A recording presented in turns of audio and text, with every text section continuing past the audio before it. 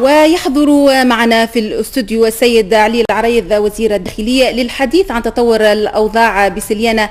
سيدي الوزير مرحبا بك. ما هي آخر التطورات يعني؟ ونحن نرى الصور يعني وصلتنا منذ قليل، ما زال هناك توتر في سليانة وارتفاع عدد المصابين في هذه المواجهات اليوم. شكرا، أهلا وسهلا بكم. الوضع في سليانة أنت كنت توا تعدي قدام المشاهدين في مسيرة صارت قدام وزارة الداخلية زوز، واحدة في ماضي ساعة وواحدة تقريبا في الستة متاع العشية. نعم. وبدون إعلام وبدون يعني استئذان ولا شيء، وعملوا الشعارات اللي حبوا عليها، اللي تجوز واللي ما تجوزش، وحتى حد ما كلمهم. نعم. هكذا يتعامل الأمن مع المسيرات. فين ثم مسيرة وإلا وقفة احتجاجية وإلا أي شكل من أشكال التعبير ويعتمد السلم ولا يؤثر على الخدمات العامة متاع المواطنين، لا يكلموا بل يحرصوا ويعميه. كل أنواع الاحتجاج صارت في سليانة، ولكن اللي صار هو عنف وضرب وقمع لأعوان الأمن. لو سألتي وين صارت هالإصابات اللي يحكيوا عليها الكل، تو يقولوا لك حول سور الولاية، لا في أزقة الولاية ولا في المدينة ولا حد شيء.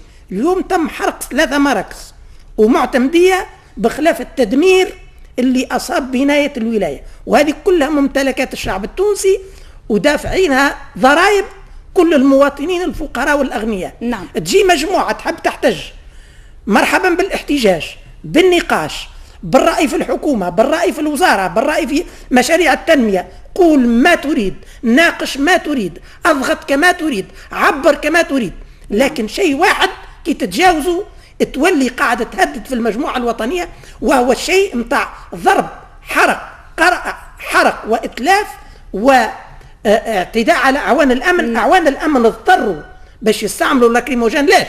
لأنه ما عادش ثم حل آخر. الناس ضربت بالحجارة، حبت تتسلق السور، ثم بعد ذلك ناوية باش تواصل تحرق. نعم سيدي الوزير. نعم. ومعتمدية اليوم من أحرقهم اللي حرضوا. نعم. مش على الاحتجاج السلمي اللي هو مطلوب، ولكن على نعم. على العنف وعلى التدمير. في المقابل سيدي الوزير هناك اتهام لأعوان الأمن باستعمال العنف المفرط يعني على المحتجين، ونحن رأينا يعني إصابات مختلفة وخاصة هذا رصاص الرش. يعني لماذا هذا الاستعمال المفرط في العنف، ولما استعمال مثل هذه الأسلحة؟ تنقل. احنا عندنا قوانين تنظم العمل. احتجاج سلمي، ترى قداش الاحتجاج السلمي يقعد ساعة وساعتين وفيه شعارات نابية وغيره، ولكن أعوان الأمن ما يتكلموش. وقت اللي يولي ضرب حجر وضرب مولوتوف كما صار حول ولاية سليانة، أعوان الأمن باش ما تتحرقش وباش ما تدمرش الولاية اللي هم مؤتمنين على حمايتها، ردوا باللاكريموجين. بعد ذلك شنو الحل وقت اللي مواطنين رغم اللاكريموجين ورغم أحيانا استعمال المطرات يدهم ويحب يعنف العون ويحرق؟ شنو الحل؟ القانون يقول لنا اضرب بالرصاص الفوق وبعد اضرب بالرصاص على الأرجل.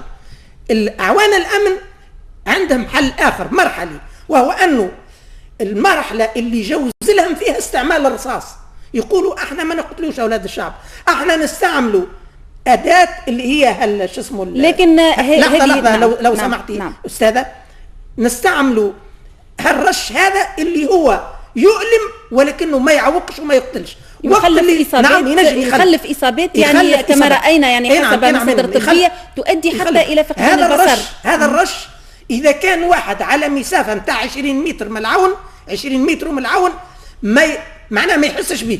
هذا حسب ما يقولون المختصين، أنا ما جربته هذا. إذا كانوا ولا أقل من 20 متر يوجعوا ويألموا لكن ما يعوقوش. إذا كان جاء في عينيه نجم يضره. لكن أنت تصوري الناس هذوما 20 متر عنده المولوتوف وعنده سكاكن وعنده مش عارف ايش، والعون يعيشك ابعد يهديك في عود باش يجبد بالرصاص لا قدر الله ويعوقوا. واحنا نتجنبوا نحبوا التوانسه يقعدوا معافين خدامه فرحانين بحياتهم، يولي بالسرعه اللي عنده يضرب هكا الشيء هذاك باش لانه يعمل حس وكذلك يؤلم باش يوخروا.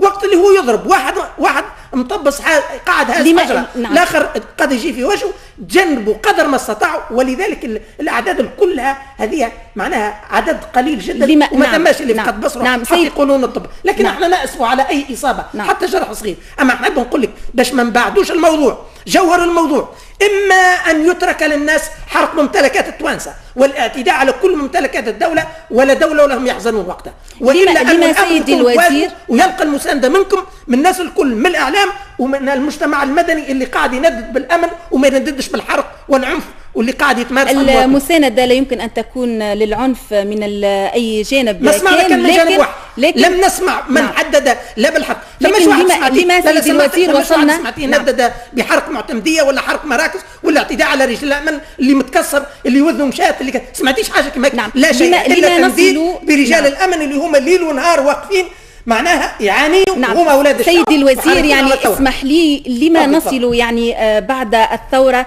للحديث عن مثل هذه المواقف ومواجهات بين المحتجين وأعوان الأمن تصل يعني حتى مثل هذه الإصابات العميقة وتأجيج الموقف. حتى نقول لك نوصلوا لسببين. السبب أنه ثم مطالب مشروعة تنموية، ناس تحب تشوف التنمية بسرعة، تشوف الثروة هذه تولي الثورة هذه تولي ثروة قدامه، يحب المشاريع يشوفها بسرعة، بالتالي نحن نتسرعوا شوي مقارنة بطاقة بلدنا، وهذا سبب مشروع، بالتالي يحب يحسس ومن حقه باش يحسس ويصيح ونحب التنمية وكذا، وهذا كله مشروع. والسبب الثاني أنه في عوض الشيء هذا بيتم بشكل سلمي، ثم مجموعات مرة تتغطى تحت عنوان نقابة، مرة تتغطى سامحني خليني نكمل جملة أرجوك. مرة تتغطى تحت حزب، أسماءها معروفة، أسماء أحزابها معروفة، جوهر مهمتها هو البحث على إفشال مساعي الحكومة مركزيا وجهويا. ولو كان تقول لنا رأي السؤال في هذا السؤال في هذا الإطار هو استمعنا كثيرا لأطراف تحرك، يعني هل يتم تحديد هذه الأطراف؟ مانيش محتاج، أعدادها كثيرة جدا، كل الناس تعرفها. عندما يكون الشيء درجة الوضوح فيه للحد اللي ذكره معناه ما يضيفش معروفة. ثم ناس ولت تتكلم باسم النقابة، أحدث حزب سياسي في بلادنا ولا يتكلم باسم النقابة، ولا يتكلم باسم النقابة، أي حزب سيدي الوزير معروف. أنا أعتبر أن الأستاذ شكري بالعيد أحيانا يتكلم باسم الاتحاد العام التونسي للشغل، وحيث وجد حزب شكري بالعيد حزبه إلا وكان يدعو للفوضى والتخريب والتحريض في كل المواقع اللي مشاها، ولا يعترف بالدولة ولا بشرعية السلطة ولا بالقوانين ولا بشيء إلا وقت يطبق على غيره. يطبق القانون على كل الناس اللي عليهم.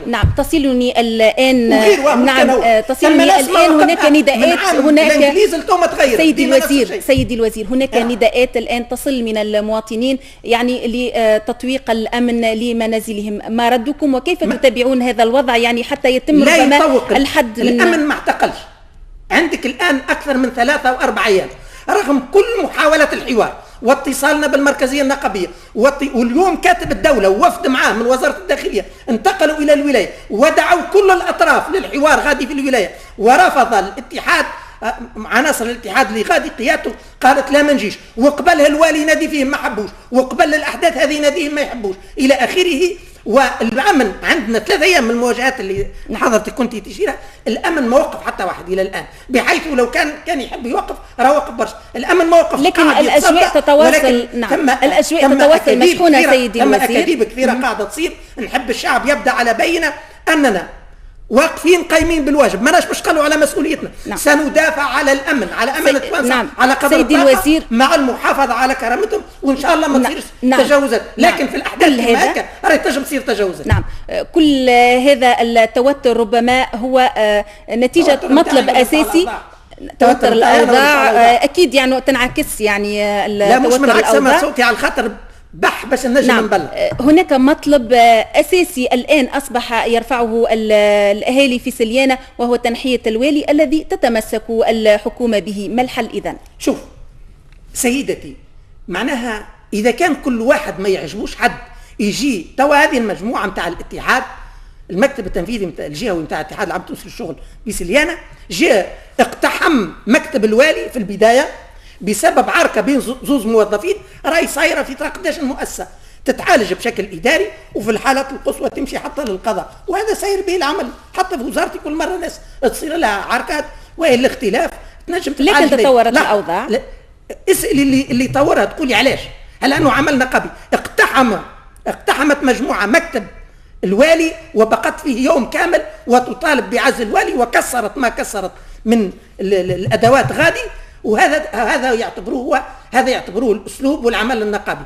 اللي عنده راي في برامج التنميه، عنده تقدير في انه ثم شيء قاصر، عنده تقدير في انه انسان يحب يبدله لانه يشوف ما خير منه كذا، ما عليه كان يحتج بشكل سلمي واحد ويجي يتحاور مع الجهات المختصه مع الحكومه. مش كل واحد يحب واحد، يعني اذا كان كل واحد يحب يعزل وينصب كما يحب انتهت الدوله. ولذلك ما ثماش مواضيع ممنوع الحديث فيها والحوار فيها مهما كانت، ولكن ما ثماش واحد يتولى من جانب واحد إكراه الناس وبالعنف وبالفوضى. كيف ستتابعون الوضع يعني حتى كيف ستتابعون الوضع يعني حتى ربما يتم الحد من هذه الأجواء؟ حاجتين يمشوا دبار. أنا أناشد أولا كل أهالينا في سليانة وفي كل البقايا وفي مكثر وفي بوعرادة وفي غير من البقايا، في كل أهالي سليانة اللي هما عملوا مرة إضراب عام، قال واحد منهم عملنا مش عارف ما ضربنا، صار اضراب عام بل على خاطر كلمه قالت على سليانه ولا حاجه كما.